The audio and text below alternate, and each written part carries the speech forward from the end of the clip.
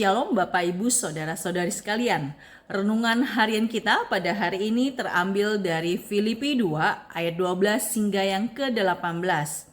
Filipi 2 ayat 12 hingga yang ke-18. Kita akan membacakannya fokus di ayat 16. Ayat 16, sambil berpegang pada firman kehidupan, agar aku dapat bermegah pada hari Kristus, bahwa aku tidak percuma berlomba dan tidak percuma bersusah-susah.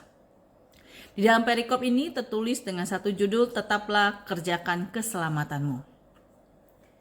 Setelah Paulus membicarakan Kristus sebagai teladan tertinggi, Paulus kembali lagi dengan nasihat-nasihat bagi jemaat Filipi, tertulis di dalam Filipi 2 ayat 12 hingga ke-18 ini. Kehidupan Kristen memang laksana sebuah lingkaran spiral yang terus naik ke atas. Ada kalanya kita seperti kembali kepada sisi yang sama. Namun sesungguhnya kita sudah menapaki jalan yang lebih tinggi. Ini disebut progresi. Tidak ada pengulangan yang percuma dan sia-sia. Ketaatan memang harus dinyatakan baik di hadapan manusia maupun tanpa kehadiran seorang pun. Ini disebut integritas. Jemaat Filipi harus belajar untuk menaati firman Tuhan. Ketika Paulus hadir maupun tidak hadir, tertulis di dalam ayat 12. Mereka yang hanya taat ketika atasan hadir, menyatakan kehidupan dualisme, tidak utuh bahkan sandiwara. Kehadiran Tuhanlah yang memampukan ketaatan yang sejati di ayat 13. Paulus kemudian mengajak jemaat Filipi untuk mengerjakan keselamatan yang telah diterima.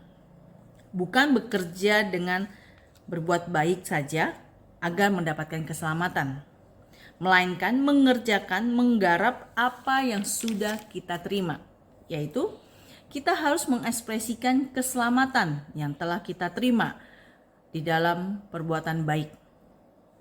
Dengan takut dan gentar berarti suatu sikap sangat hormat dan perasaan yang tidak layak serta tidak mampu.